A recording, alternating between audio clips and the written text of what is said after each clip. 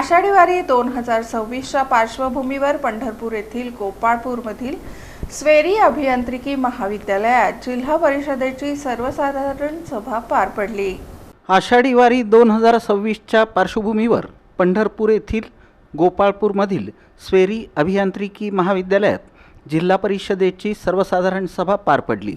सभेच्या अध्यक्षस्थानी जिल्हा परिषदेचे अध्यक्ष दीपक वैद्य हे होते। यावेळी उपाध्यक्ष इंद्रजित पवार, समाज कल्याण सभापती संस्कृती सातपुते, शिक्षण व आरोग्य सभापती चेतनसिंह केदार, महिला व बालकल्याण समिती सभापती अमृता वाघे, कृषी व पशुसंवर्धन समिती सभापती रामप्पा चिवडशेट्टी, मुख्य कार्यकारी अधिकारी कुशल जैन, अतिरिक्त मुख्य कार्यकारी अधिकारी संदीप कोहिनकर यांची प्रमुख उपस्थिती होती।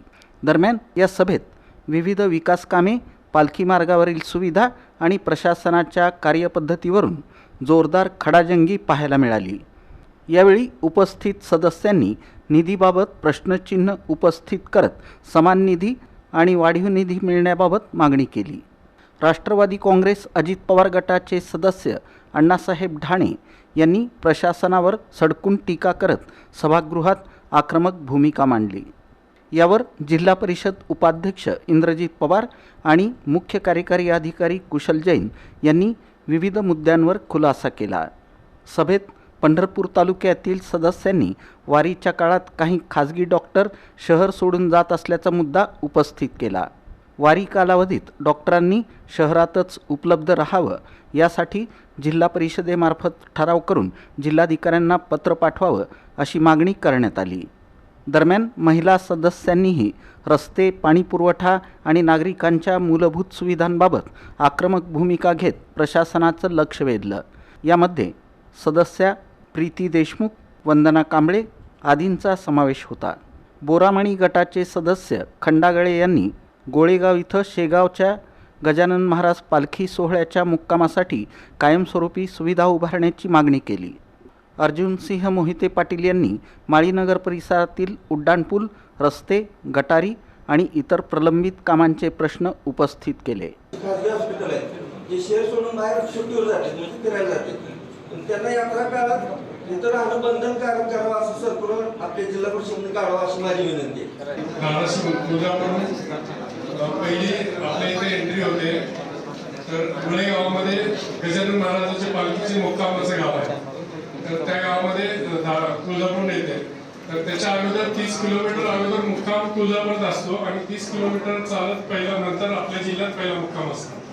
तर त्यासाठी आपल्या गुळेगाव माझं स्वतःचं गाव आहे, तर त्या गुळेगावामध्ये पालखीचा मुक्कामाच्या ठिकाणी तर 1000 वारकरी असतात आपल्या पालखीमध्ये। त्यातले आम्हाला राहण्याची सोय 300 ते 400 लोकांची आम्ही शाळेमध्ये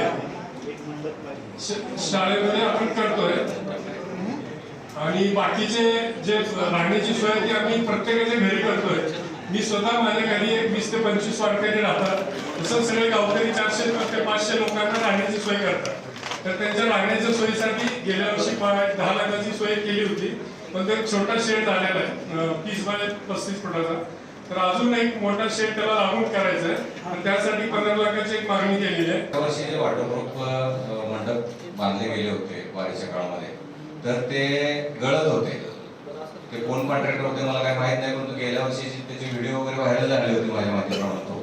तर यावर्षी आपण जे हे टेंडर दिलेले आहेत आणि ते मला एक असं सुचवावंसं वाटतंय की आपल्या बांधकाम विभाग किंवा इतर जे डिपार्टमेंट असतील त्यांनी जे काय आपले लोकेशन आहे तर त्या लोकेशनची प्रत्येक अधिकाऱ्याला एक जबाबदारी द्यावी आणि ती त्यांच्यावर ती जबाबदारी असेल की ते गळालं नाही पाहिजे किंवा जे काही आपण टेंडर फ्लोट केले आणि त्याच्यामध्ये ज्या कंडिशन आहेत त्या कंडिशन सगळ्या फुलफिल झाल्या पाहिजेत आणि त्याचं सर्टिफिकेशन किंवा त्यानंतर त्याचं रिटेन्शन अमाऊंट वगैरे रिलीज व्हावं। आणि बाबळगावमध्ये हायवे पासून गावात जाणारा जो रस्ता आहे तो रस्ता काँक्रिटीकरण करून भेटावा आणि येथे पण दिंडी उतरत असते त्यामुळे तेही गरजेचं आहे।